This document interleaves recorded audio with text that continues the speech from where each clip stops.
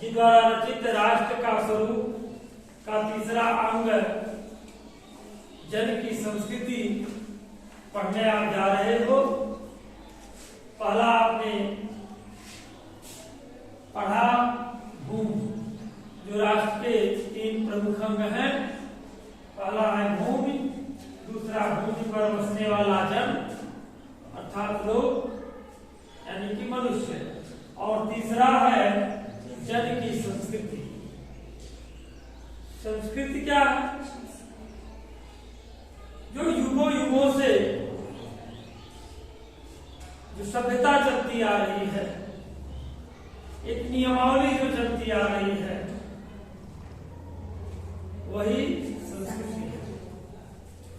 कहता है राष्ट्र का तीसरा अंग जन की संस्कृति है।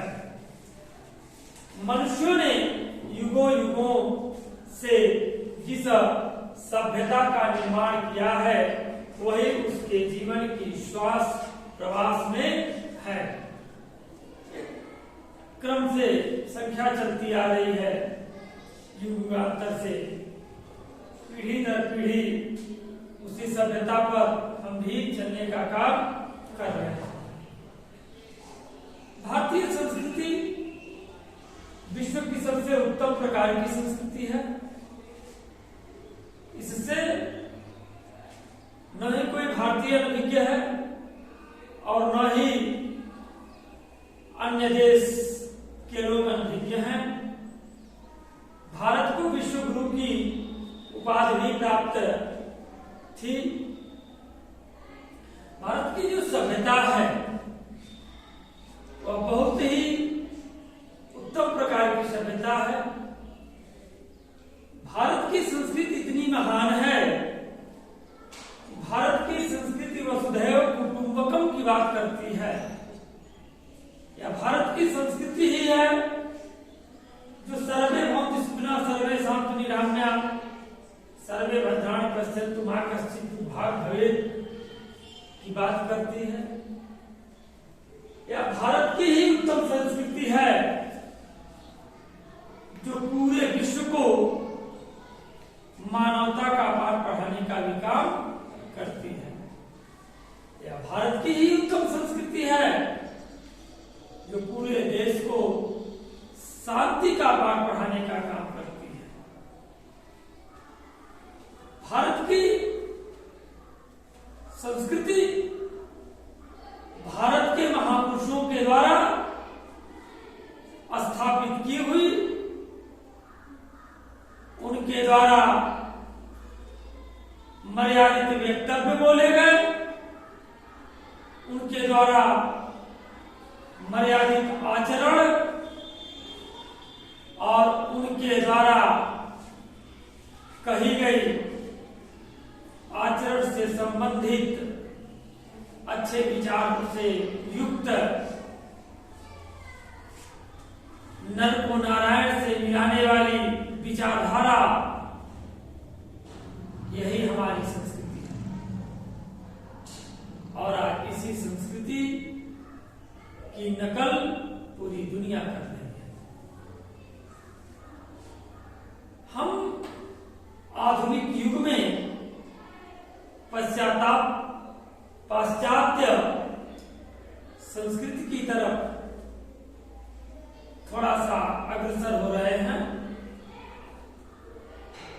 कहीं न कहीं नई पीढ़ी में पाश्चात्य संस्कृति की थोड़ी झलक तो देखने को प्रत्येक स्थान पर मिल जा रही है, लेकिन आपको यह जानकर के आश्चर्य होगा कि आज यदि आप पाश्चात्य संस्कृति की तरफ थोड़े से लालायित हो रहे हो या थोड़ा सा यदि आपका झुकाव हो रहा है, तो उससे आप स्वयं को दर्द में ढकेलने का काम करते हैं। पाश्चात्य सभ्यता, पाश्चात्य संस्कृति आचरण की उत्तमता को बनाए रखने में कभी भी सहयोगी नहीं हो सकती।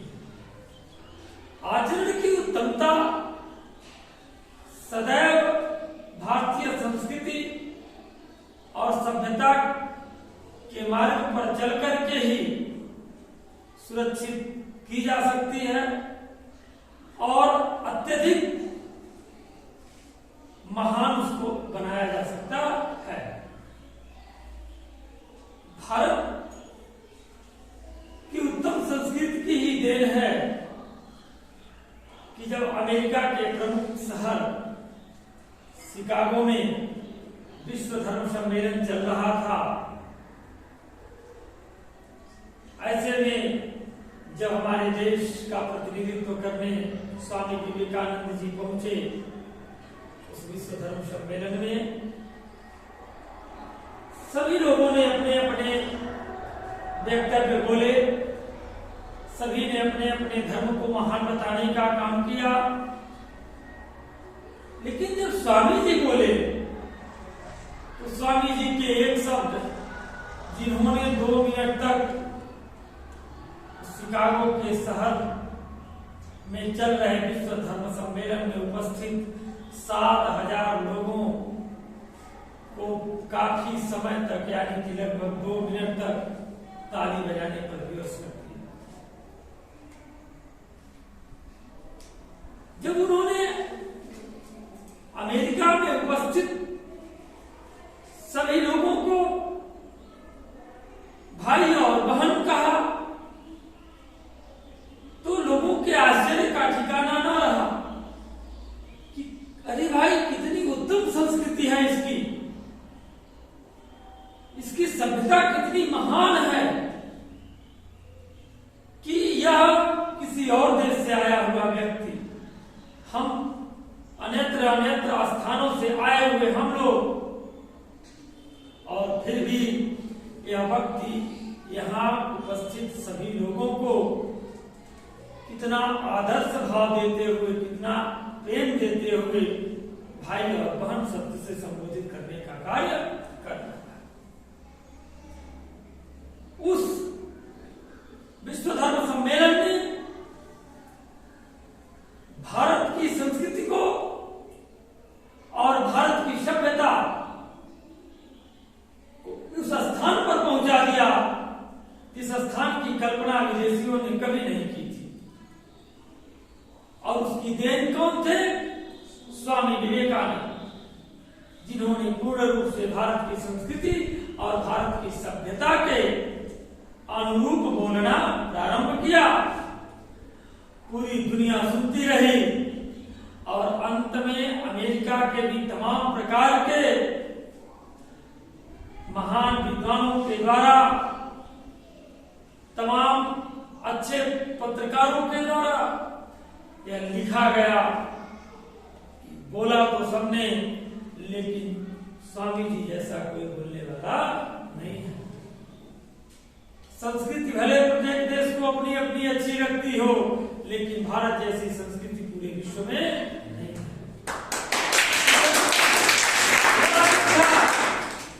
यह स्वामी विवेकानंद जी के उत्तम प्रकार के विचार थे और स्वामी विवेकानंद जी की उत्तम प्रकार की वाणी थी, जो भारतीय सभ्यता से ओतप्रोत थी और भारतीय संस्कृति से परिलक्षित थी। तो आज हमको अपनी संस्कृति को महत्व देना है। आज हमको अपनी भारतीय संस्कृति को एक नई पहचान देनी है। उसके आदर्शों पर चलना, उसके आदर्शों को सहर्ष स्वीकार करना और उसके आचरण का पालन करना, यह हमारा प्रथम कर्तव्य होना चाहिए, क्योंकि यह हमारे देश की संस्कृति है, कहीं और की संस्कृति और सभ्यता नहीं है। ऐसी संस्कृति है जो पूरे विश्व को अपने सामने बहुत छोटा साबित करती है। पूरे विश्व की सभ्यता को समेटे हुए अपनी सफलता को दीप्तिमान करते हुए प्रकाशित होने वाली संस्कृति अगर किसी देश की है तो हमारे देश भारत की है। आज पश्चिमी सभ्यता के लोग, जैसे आप देखते हो तमाम प्रकार सोशल मीडिया के माध्यमों से विदेशों के लोग, कुछ ऐसे स्थान के लोग जो हरे रामा हरे कृष्णा गाते हुए बड़ा आनंद मेहता को प्राप्त कर रहे हैं, चाहे उनका संसाधन कौड़ी हो, चाहे भक्ति का संसाधन हो या आय का संसाधन हो, लेकिन वो उस पर रमे हुए हैं। आज हम ये भी देख रहे हैं कि विदेश की जो महिलाएं हैं वो भारतीय पोशाक को पहन रही हैं, साड़ियों को ग्रहण कर रही हैं, और हम जो है हम उनकी नकल कर रहे हैं। हमको उनकी नकल नहीं करनी है, हमको अपनी सभ्यता को और उत्तम बनाना है और अत्यधिक आदर्शवान बनाना है, और ऐसा आदर्शवान बनाना है कि एक बार पुनः पूरा विश्व हमारी संस्कृति के अभ्युदय के समक्ष नतमस्तक हो, और हमें पुनः एक बार विश्व गुरु के रूप में स्वीकार करने के लिए विवश हो जाए। ऐसी संस्कृति और सभ्यता का उदय हमको करना है और ऐसा आदर्श हमको प्रदर्शित करना है। दूसरी बात, अब हम आते हैं कोर्स पर। राष्ट्र का तीसरा अंग जन की संस्कृति है।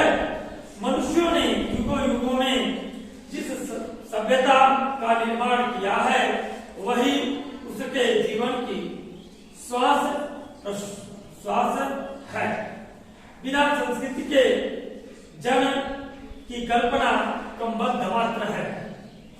जब तक सभी लोगों के अंदर संस्कृति बने उत्तम विचारधारा, संस्कृति बने उत्तम भाव, संस्कृति बने व्यापकता का भाव, व्यापक विचारधाराएं जहां पर छोटे बड़े, अमीर गरीब, ऊंच नीच, स्वस्थ रोगी, जो भी लोग रहते हैं जिस समाज में, उस समाज के प्रत्येक लोगों के प्रति असीमित प्रेम भाव, उत्तम प्रेम भाव, उत्तम प्रकार की विचारधाराओं को परिलक्षित करते हुए सभी का आलिंगन करना, किसी दुखी व्यक्ति के दुखों को हृदय से लगाना, किसी पीड़ित व्यक्ति के पीड़ा को भी हृदय से लगाते हुए उसको आनंद प्रदान करना, यह जो होती है उत्तम विचारधाराएं, यही भारतीय संस्कृति की मूल जड़ है।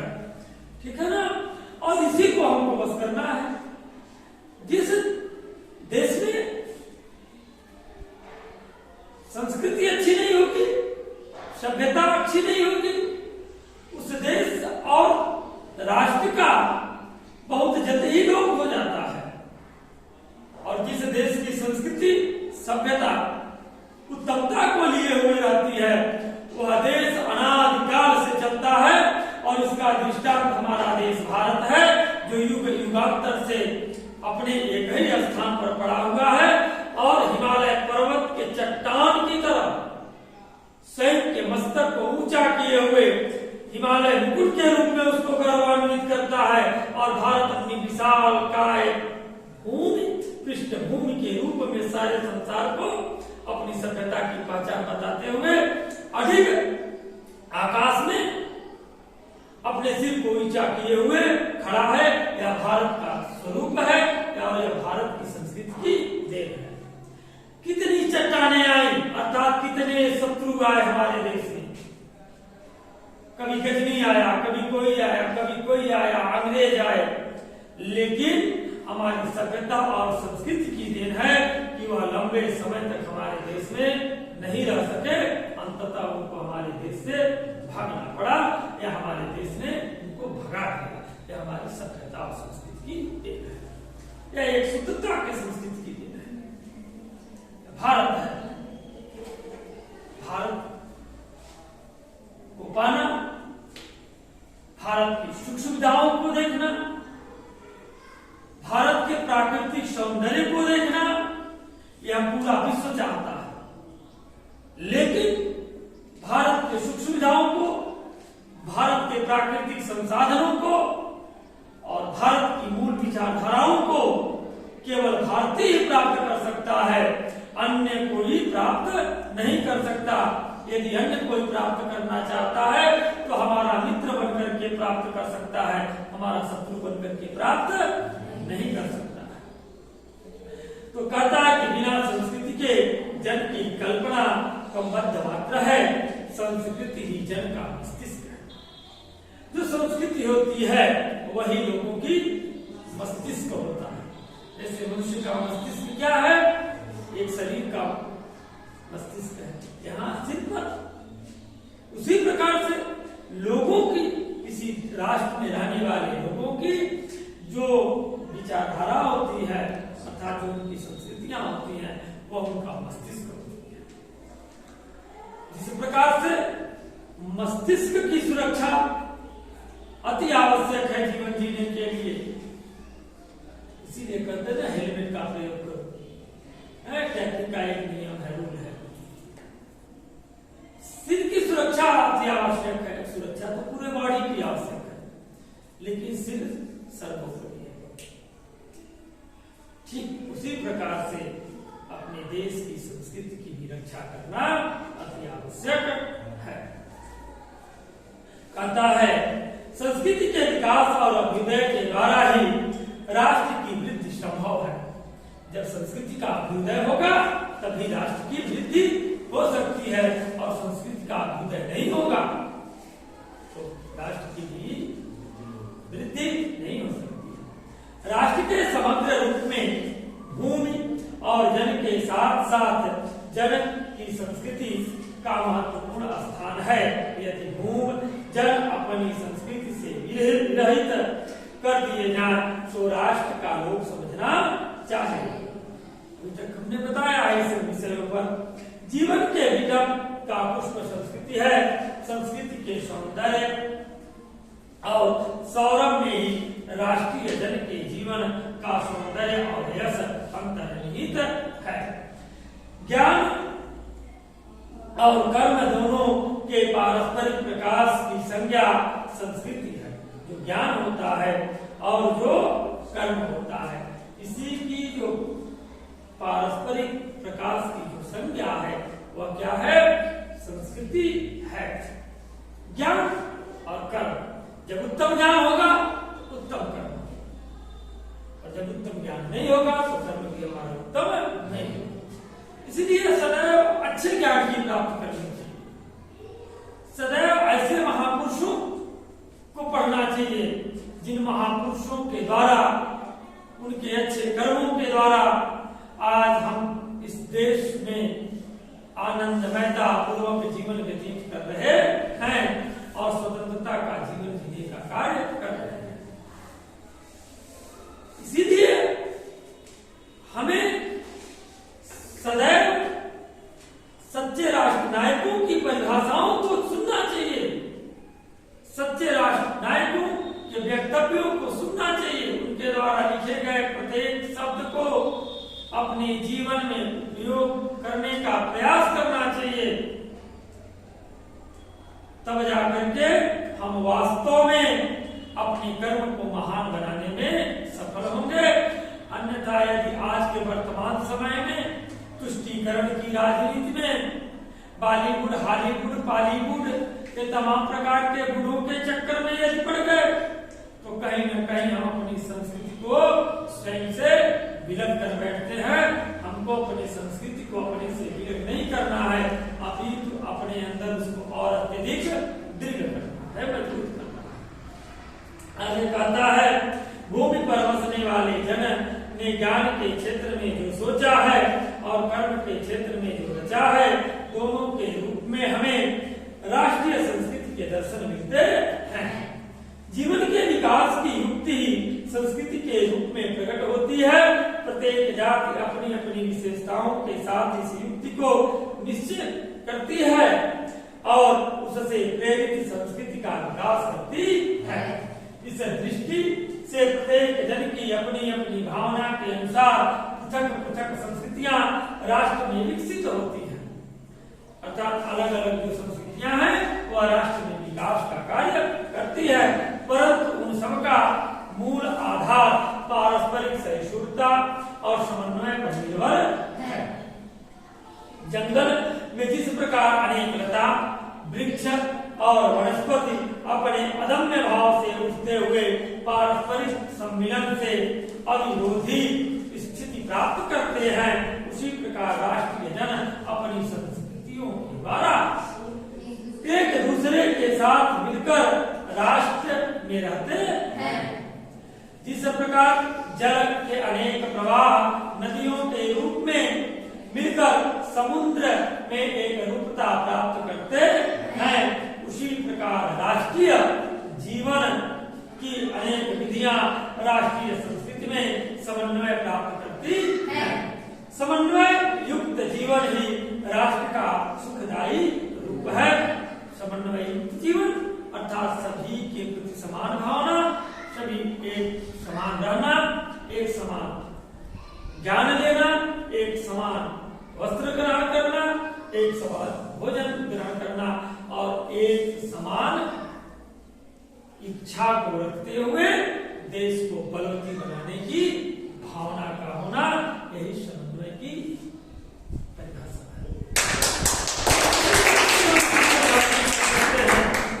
लेकिन वास्तविक परिभाषा इसकी यही है।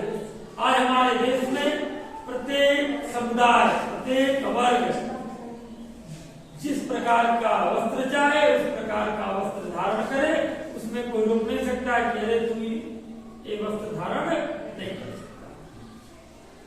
जिस प्रकार के भोज्य पदार्थ का वो सेवन करना चाहता है, उस प्रकार का भोज्य पदार्थ का सेवन करना चाहता है। आज हमें संविधान के रूप में तमाम प्रकार के मौलिक अधिकार मिले हुए हैं और हम उन मौलिक अधिकारों का प्रयोग करते हुए एक समानता के भाव के साथ इस देश में रहने का कार्य करते हैं। ये कहता है, परंतु जंगल में जिस प्रकार इसको आगे करता है, साहित्य, कला, नृत्य, गीत, आमोद, प्रमोद अनेक रूपों में राष्ट्रीय जन अपने अपने मानसिक भावों को प्रकट करते हैं।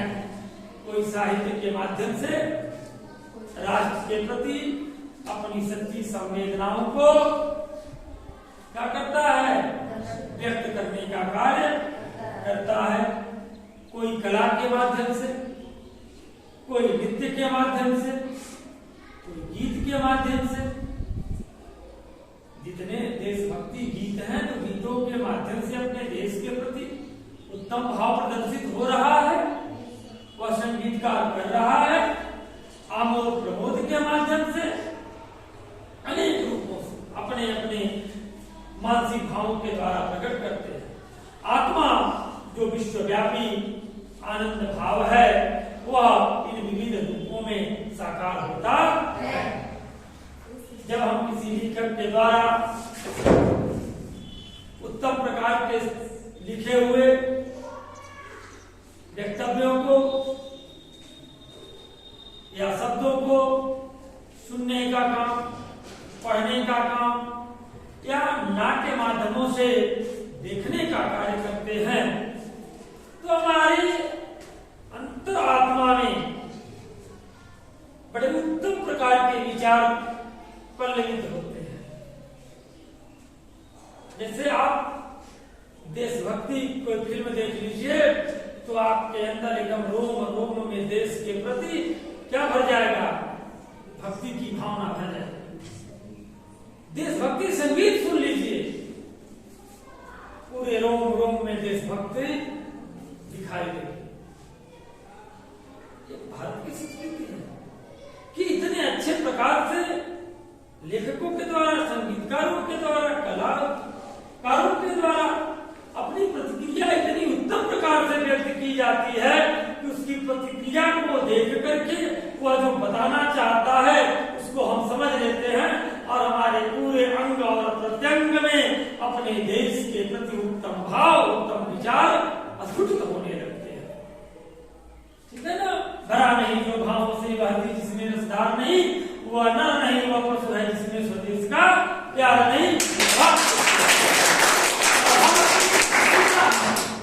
आगे देखिए, कहता है कि इस प्रकार की उदार भावना और विविध जनों से बने हुए राष्ट्र के लिए स्वास्थ्यकर है। आगे कहता है, गांवों और जंगलों में स्वच्छंद, थोड़ा सा छूट गया, पीछे चलते हैं। कहता है, आत्मा का जो विश्वव्यापी आनंद भाव है वह इन विविध रूपों में साकार होता है। यद्यपि ब्रह्मा रूप की दृष्टि से संस्कृति यद्यपि बाह्य रूप की दृष्टि से संस्कृति के ये बाहरी लक्षण अनेक दिखाई पड़ते हैं, किंतु आंतरिक आनंद की दृष्टि से उनमें एक सूत्रता है। जो व्यक्ति सहृदय है वह प्रत्येक संस्कृति के आनंद पक्ष को स्वीकार करता है। कहता है कि जो व्यक्ति सहृदय है वह सहृदय में ऐसा हृदय जिसके हृदय में ऐसा प्रत्येक के प्रति समानता का भाव हो, उदारता का भाव हो, उत्तमता का भाव हो, ठीक है, सबको साथ स्वीकार करने की विचारधारा हो, सबको साथ स्वीकार करने का भाव हो, उसको सहृदय कहते हैं। तो कहता है कि किंतु आनंदिक आनंद दृष्टि से इसमें एक सूत्रता है, ठीक है ना।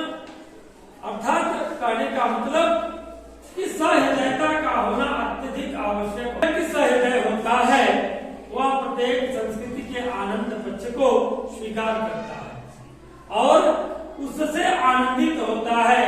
इस प्रकार की उदार भावना के विविध जनों से बने हुए राष्ट्र के लिए स्वास्थ्यकर है।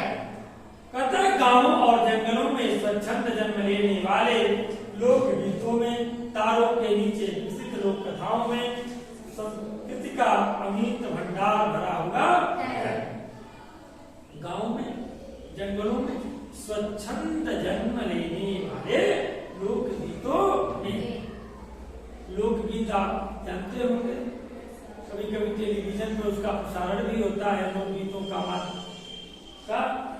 ठीक है ना। हम सुनते हैं टेलीविजन के माध्यम से, अन्य माध्यमों से। गांव में लोग उन गीतों के माध्यम से देश प्रेम का संचार स्वयं में भी करते हैं और लोगों में भी करते हैं। तारों के नीचे विकसित लोक कथाओं में रात्रि के समय जो लोक कथाएं अर्थात लोगों के द्वारा जो कहानियां कही जाती हैं बड़ी अच्छी अच्छी, नानी के द्वारा, नाना के द्वारा, दादा के द्वारा, दादी के द्वारा, ठीक है।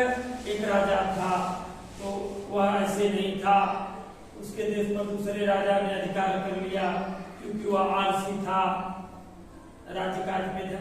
यानी कि तमाम प्रकार की जो लोक कथाएं भिन्न भिन्न प्रकारों से बुजुर्गों के द्वारा, लोगों के द्वारा कही जाती हैं, उन लोक कथाओं का एक ही अभिप्राय होता है, एक ही मतलब होता है कि प्रत्येक प्रकार से प्रत्येक जन को अपने राष्ट्र की सुरक्षा करनी चाहिए, अपनी संस्कृति को मूलाधार मान करके अपनी सभ्यता को मुख्य मानते हुए अपनी सभ्यता को उत्तम बनाए रखिए।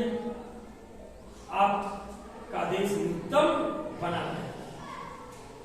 सभ्यता को उत्तम बनाने से मतलब, संस्कृति को उत्तम बनाने से मतलब प्रत्येक जन के प्रति उत्तम भाव होना चाहिए। ऊंच नीच छोटे बड़े का भेदभाव नहीं होना चाहिए। सभी के भेदभावों को समाप्त करके एक भाव होना चाहिए कि हम सभी भारतीय हैं, हम सभी भारत माता की संतान हैं, हमारी राष्ट्रीयता भारतीय है और हमें इसी रूप में रहना है और इसी रूप में प्रत्येक के प्रति यह भाव स्थापित भी करना है।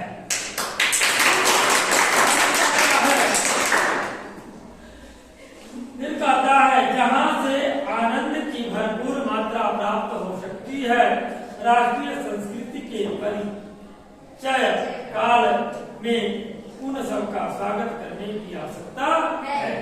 पूर्वजों ने चरित्र और धर्म विज्ञान, साहित्य, कला और संस्कृति के क्षेत्र में जो कुछ भी पराक्रम किया है उसे, उस सारे विस्तार को हम गौरव के साथ धारण करते हैं और उसके तेज को अपने भावी जीवन में साक्षात देखना चाहते हैं। पूर्वजों ने, देखिए पॉइंट पे ध्यान दीजिए, पूर्वजों ने चरित्र और धर्म विज्ञान, चरित्र की बात पूर्वजों ने की। किस चरित्र की बात की? चरित्र को उत्तम बनाने की बात की। किस प्रकार से की? पाप और पुण्य के माध्यम से। झूठ बोलना पाप है, सच बोलना पुण्य है, पराई स्त्री को देखना महापाप है। ठीक है, विवाह के बंधन में बंध करके जीवन की रचनात्मक क्रियाओं का पालन करना पुण्य है। किसकी बात कर रहे हैं? विवाह के बंधन में बंधने की बात। और वह भी विवाह कैसा? जो माता और पिता के द्वारा, स्त्री लड़की के माता पिता, लड़के के माता पिता दोनों की आपसी सहमति जब बनती है तो दो अलग परिवारों का बंधन होता है। उस बंधन को क्या कहते हैं? वैवाहिक बंधन, अर्थात दाम्पत्य सूत्र बंधन में बंधने का कार्य किया जाता है। ये भारतीय संस्कृति के आधार। आज थोड़ा सा हम इससे अलग हो रहे हैं, उसी प्रकार हमारे वैवाहिक जीवन का पतन भी हो रहा है। आज प्रेम विवाह की बहुलता की तरफ देश बढ़ रहा है। लोगों को यह विवाह अच्छा लगता है, लेकिन ये मेरी गारंटी है शायद कोई एकाक अपवाद रूप में प्रेम विवाह टिका हो, नहीं तो प्रेम विवाह 2 साल से अधिक टिकता उठता नहीं है। और उसकी वह दयनीय दशा होती है कि न इधर का होता है न उधर का होता है, अर्थात धोबी का कुत्ता बना होता है, धोबी का गधा बन जाता है, न घर का होता है न घर का होता है। तो जिसको धोबी का गधा बनना है ना, वो लव मैरिज कर ले। और जिसको अच्छा बनना है ना, बहादुर की जिंदगी जिसको जीनी है, मर्यादा की जो जिंदगी जीनी है जिसको, वो अपने माँ बाप पर छोड़ दे। हाँ, वो इतना कार्य करे, इतना जरूर देखे कि हमारा जीवन साथी हमारे योग्य है कि नहीं है। यदि उसको यह लगता है कि यह हमारा जीवन साथी हमारे योग्य नहीं है, पूरा जीवन इसके साथ व्यतीत करना है, बीच में कुछ अनबन होने की संभावना यदि लग रही है, पूरा जीवन यदि अच्छे से व्यतीत होने में दिक्कत यदि लग रही है, तो प्रेम से माता और पिता से उस बात को कह देना चाहिए। इस प्रकार की शंका हमारे मन में इसके प्रति है। माता पिता उसका ध्यान दे देंगे। कोई पिता यह नहीं चाहता कि हमारी पुत्री हमसे कमजोर घर में ब्याही जाए, और न ही कोई पिता यह चाहता है कि हमारी कुलवधू हमारे कुल की नाशनी बने।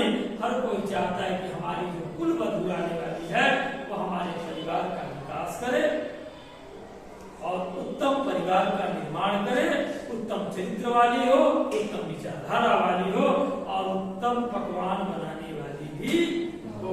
ये भावना सबसे समझ में आ गई। तो माता पिता पर कभी संदेह नहीं किया जाता। और यदि 4 डिग्रियां लेकर के 2 अक्षर पढ़ करके माता पिता पर यदि आप संदेह करते हो तो आपसे बड़ा मूर्ख, आपसे बड़ा अशिक्षित इस संसार में न कोई था, न है और न शायद कभी होगा। ठीक है ना? माता पिता पर डिग्रियां लेकर के संदेह मत पैदा करिए। कभी यह मत कहिए कि आप पढ़े लिखे नहीं हो, मैं पढ़ा लिखा हूं। आज भी आप किसको पढ़ते हो? उन्हीं पूर्वजों को पढ़ते हो।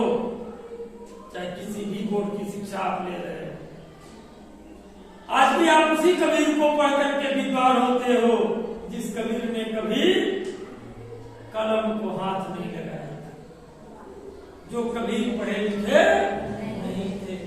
आज आप उसी सूरदास को पढ़ते हो जो जन्म से अंधे थे, यानी कि कभी पढ़ाई लिखाई नहीं जाना। आखिर में ये पढ़ाई लिखाई क्या जाती।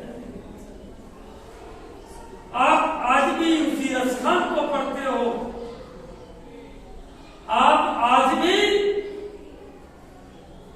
कुछ वर्षों पहले पैदा हुए और कुछ वर्षों पहले मर गए शेक्सपियर और एच.जी. वेल्स को पढ़ करके अंग्रेजी के ज्ञाता बने फिर रहे हो।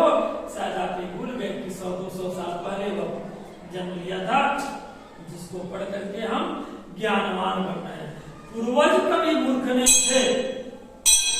आज जितने भी मुहावरे, लोकोक्तियां, दंत कथाएं, अन्यत्र कथाएं या जितने भी भावों का समावेशन अन्वेषण, क्रिया, धातु, अधातु, क्रियात्मक प्रतिक्रिया, जितनी भी चीजें आप पढ़ रहे हो कहीं न कहीं उन पूर्वजों के द्वारा ही निश्चित किए हुए व्याकरण को ही के अनुसार ही पढ़ने का कार्य आप कर रहे हैं।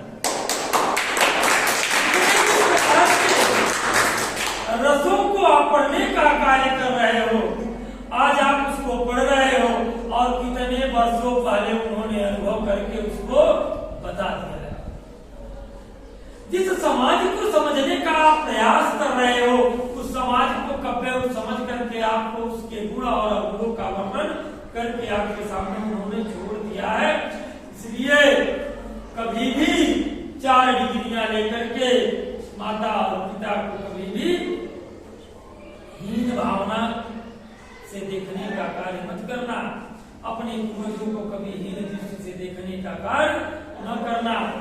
न जाने कितनी पीढ़ियां आई और चली गई, लेकिन उनकी अस्मिता आज भी वहीं पड़ी रही। न जाने कितनी आएंगी और जाएंगी, उनकी अस्मिता न डिगी है, न कोई अन्य डिगा पाएगी। ये भारतीय सत्य, ठीक है ना। आगे कहता है धर्म विज्ञान। अब हमारे पूर्वजों ने जो लाभदायक था, आज जिसको विज्ञान कहता है लाभप्रद है, हमारे पूर्वजों ने उसको किससे जोड़ दिया? धर्म से। पीपल 100% ऑक्सीजन देता है। पूर्वज कितने चालाक थे, उसको धर्म से जोड़ दिए। अर्थात जब धर्म के प्रति हमारी आस्था थी तो उसको धर्म से जोड़ दिया, यानी कि धर्म से जोड़ देंगे तो पीपल सुरक्षित होगा और हमारा पूरा देश, हमारा गांव समाज शुद्ध ऑक्सीजन की प्राप्ति करेगा। बरगद को धर्म से जोड़ दिया, नीम को धर्म से जोड़ दिया, जहां पर उत्तम लाभ रहा उसको धर्म से जोड़ दिया। नदियों की आवश्यकता कल भी थी, आज भी है, भविष्य में भी रहेगी। क्या कहता है? और हमारे पूर्वजों ने कितने वर्ष पहले उसको माता के रूप में संज्ञा दे करके उसको धर्म से जोड़ दिया और उसकी स्वच्छता बनाए रखने का कार्य भी किया। आज विज्ञान उसकी के क्षेत्र में, जब विज्ञान उसकी उपयोगिता और बहुमूल्यता को खूब समझ रहा है, फिर भी आज तमाम प्रकार की कंपनियों के द्वारा तमाम प्रकार की भिन्न भिन्न गंदगियों के माध्यम से, नालों के माध्यम से, नालियों के माध्यम से आज उस नदियों को क्या किया जा रहा है? प्रदूषित किया जा रहा है।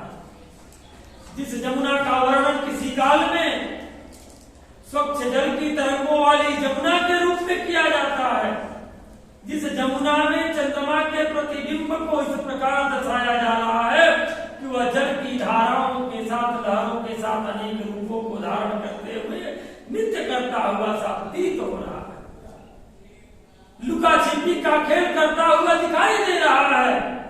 आज उस यमुना के पवित्र जल की स्थिति यह है कि झाग वाली यमुना बन चुकी है। तमाम प्रकार से उस यमुना नदी पर राजनीतिकरण हो रहा है, राजनीति खेली जा रही है। केंद्र सरकार राज्य सरकार पे ढकेलती है, राज्य सरकार केंद्र सरकार पे ढकेलती है।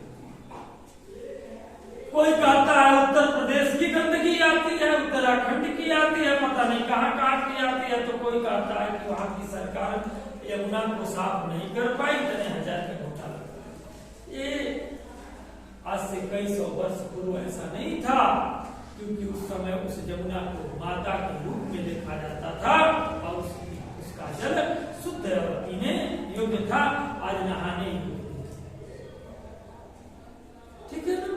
तो हमारे पूर्वजों ने जिस प्रकार का विज्ञान बनाया ना, और विज्ञान को जिससे जोड़ दिया, जिस प्रकार के तथ्यों को जोड़ दिया, जिससे हम लाभान्वित होते हैं, जिससे हमें लाभ प्राप्त होता है, उसको हमारे पूर्वजों ने धर्म से जोड़ दिया। आज विज्ञान की बहुलता हो गई, आज विज्ञान तमाम प्रकार के माध्यमों से उसकी उपयोगिता को बताता है, तो आज हम उसकी सुरक्षा नहीं कर पा रहे हैं। आज भयंकर रूप से वृक्षों की कटान चल रही है, और किसी समय में हमारे पूर्वजों ने हरे पेड़ को काटना महापाप बता दिया। ये बात समझने योग्य है। आज विज्ञान कहता है वृक्ष लगाइए, वृक्ष मत काटिए। हमारे पूर्वजों ने पता नहीं कितने दिन पहले यह कार्य कर दिया, वृक्ष को बचाने का कार्य किया, वृक्ष को लगाने का कार्य किया। तो हमारी आस्था का प्रतीक भी जो था उसमें कहीं न कहीं एक निश्चित वैज्ञानिक तत्व छुपा हुआ था। आगे कहता है उस सारे विस्तार को हम गौरव के साथ धारण करते हैं और उसके तेज को अपने भावी जीवन में साक्षात देखना चाहते हैं। यही राष्ट्र संवर्धन का स्वाभाविक प्रकार है, जहाँ अतीत वर्तमान के लिए भार रूप नहीं है, जहाँ भूत वर्तमान को जकड़ नहीं रखना चाहता, वरन अपने वरदान से पुष्ट करके उसे आगे बढ़ाना चाहता है, उस राष्ट्र का हम स्वागत करते हैं। यह वासुदेव शरण अग्रवाल जी के द्वारा रचित राष्ट्र का स्वरूप नामक पाठ पढ़ा करके समाप्त हुआ। बोर्ड परीक्षा में अगर क्वेश्चंस पूछे जाते हैं तो जहां तक हमारा अनुमान है कि आपको लिखने में कोई दिक्कत नहीं होनी चाहिए। यदि होती है तो कुछ समय सेकंड के लिए, क्योंकि परीक्षा का समय है उसमें मिनट नहीं लेना है, कुछ सेकंड के लिए स्वयं को शांत भाव में ले जाने का प्रयास करें, मन को एकाग्रचित करने का प्रयास करें और आज के दिन पर विचार करें। सारे आंसर अपने आप आपके सामने, नेत्रों के सामने नाचते हुए आ जाए और बड़ी सहजता से उसको लिखा। भूमि पर बसने वाला जन और संस्कृति, इन तीनों के सम्मिलन से राष्ट्र का स्वरूप बनता है। इस पाठ को आपने अच्छे तरीके से पढ़ने का कार्य किया। कल आपको अगला पाठ पढ़ाया जाएगा और उसका नाम क्या है? भाग्य और